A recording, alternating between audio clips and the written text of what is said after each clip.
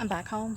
I really needed that quick little break of retail therapy, and I found some great deals. I'm going to share them with you. Some of these deals are still going on at my Lowe's, so I may have to go back and get more to complete a couple of projects. But let's see what I got. All right, first up is Speedwell. The pollinators were all over all of the plants I bought today, but they were also on this guy. So this is a fall plant for me, or an early spring plant, because I kill it. It gets so hot, so dry, and it just burns up and dies. Even though it is perennial, I have killed it many times. So this time, I think I know where I'm going to put it. It's going to get not full sun like it says on the container. It's going to get low part sun, and hopefully I will be able to keep it alive. And I'm hoping I can divide this before I plant it, because I don't know. I'm going to have to investigate that a little bit more. And then I got this gorgeous dianthus. And the reason I got it, even though I don't need dianthus, I have so many varieties, and it's not like a favorite of mine. It was covered in pollinators, and it looks like phlox to me. It was actually right next to the phlox, and I for a second thought it was. And it's just so pretty. I like the tricolor of pinks. And there's the tag information. So pretty, so pretty. This will easily divide. So I may even divide this into like 4 cuttings or 4 sections. I'll pot one up in a container and then plant the other 3. Then I got this coneflower. I really love coneflowers, and this is supposed to be a really pretty red. Let me see, I don't see a tag. Well, at least we know it's going to be red eventually.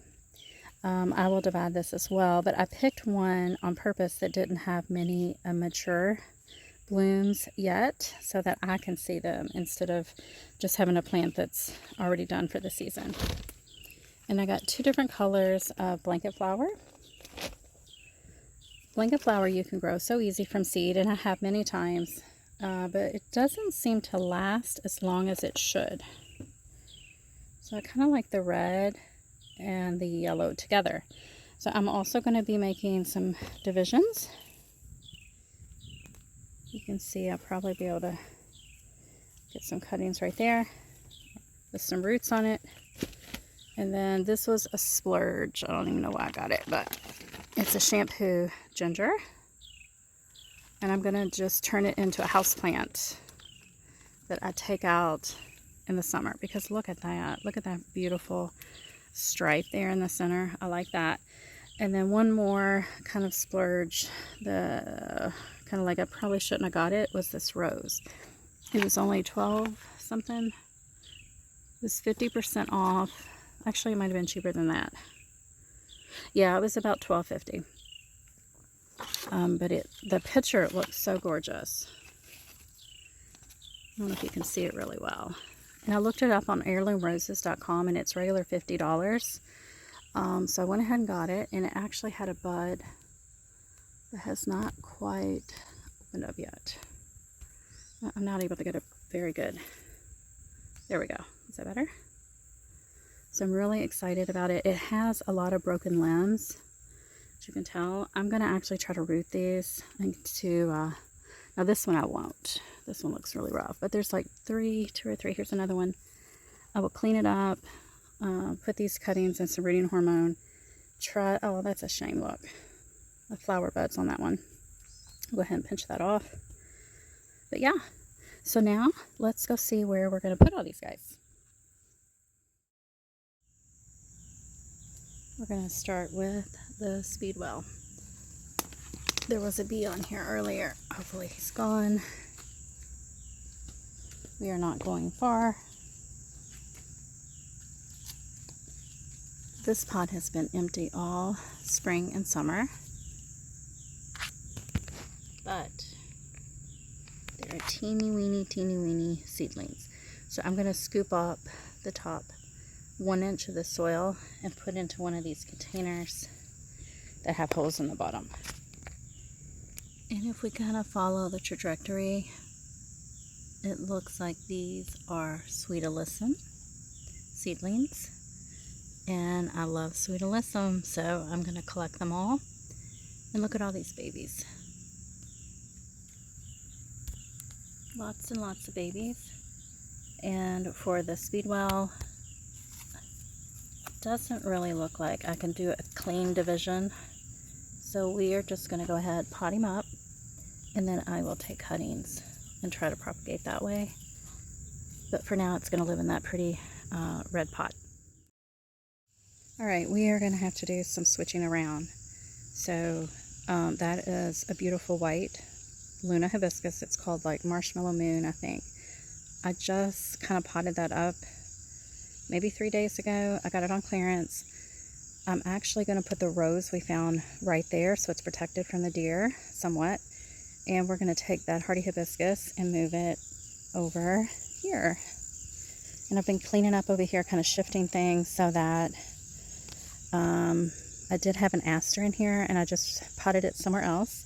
I'm taking some of the yarrow, just putting it in the ground right there.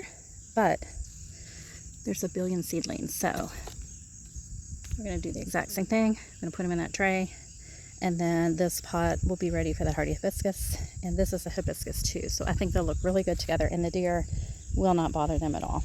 So that'll work out perfect.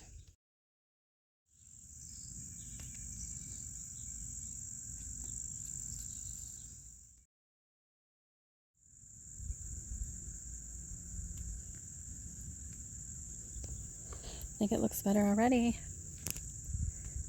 Definitely needed some new soil.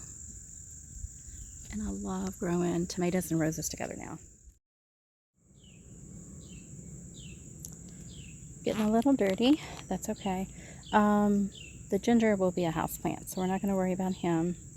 I still need a spot for the dianthus, the coneflower, and the blanket flowers that I think I'll plant together. So let me go look. Alright, so I'm going to try to divide these and put just one small chunk of each in a pot with this other plant that I have. It's a native. I'll go show it to you, but I don't remember the name, unfortunately. The guy is still hanging on after I walked him all the way over here. So this is the pot. And I'm just going to take a small section from each color and put in here with this guy.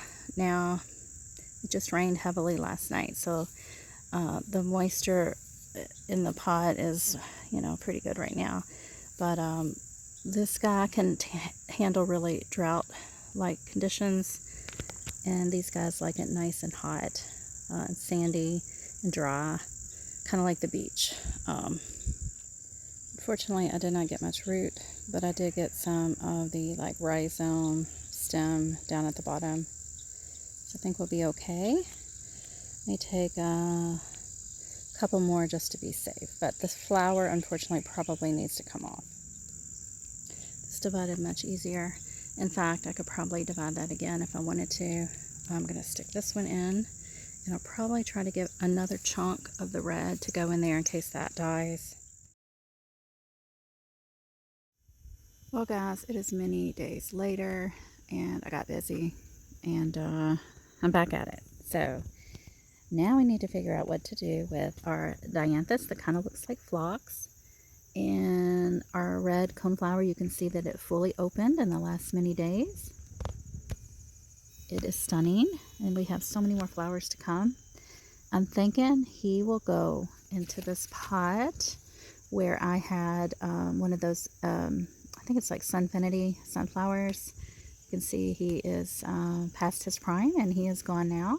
So we will put that coneflower right there. And then for the dianthus, I'll show you what I'm thinking.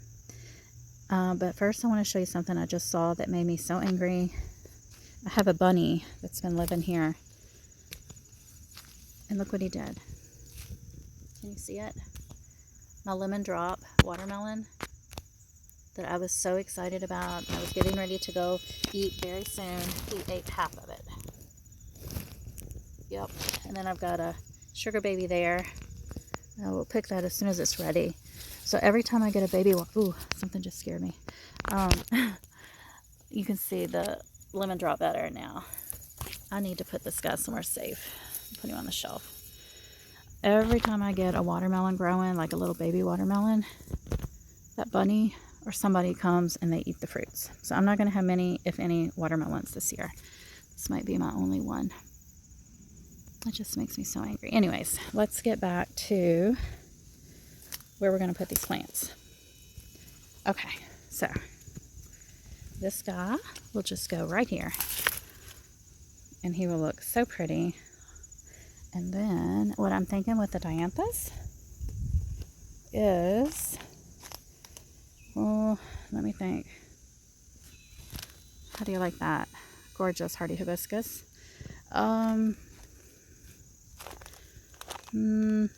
Probably, I've got that hydrangea growing there. It really hasn't been the healthiest. I think I might squeeze room for this, half of it. I'll divide it. Maybe just one little chunk I'll stick in with that guy. And then maybe I'll plant some of these just sporadically, kind of wherever I can find a spot, like maybe over there. Let me see, hold on. I do have, you can see I do have garden phlox already here. Oh no, looks like my peppers got blown over in the storm. I have to fix that. Look at how similar they look. So pretty. So gorgeous. Now, dianthus is toxic to pets. I'm not going to put it in the backyard. I could put the coneflower in the backyard though. And then I could just put this guy right here. Maybe I'll do that. And they can take a little part sun. This is a cultivar. You know, the purple coneflower I can get away with growing in really low part sun. I'm not sure if this one will handle it, so I had to find a cute sunny spot for this. Oh, there's some sweet alyssum starting to flower. So cute. All right, let's see how that looks. I don't know. What do you think? The orange from the celosia? It's kind of cute. We've got the dianthus and then the white alyssum kind of peeking, and then the orange. All right, I've got a couple of empty pots right here. Just some terracotta pots, which I could probably just stick that whole thing in there. It would be a nice, cute punch of color.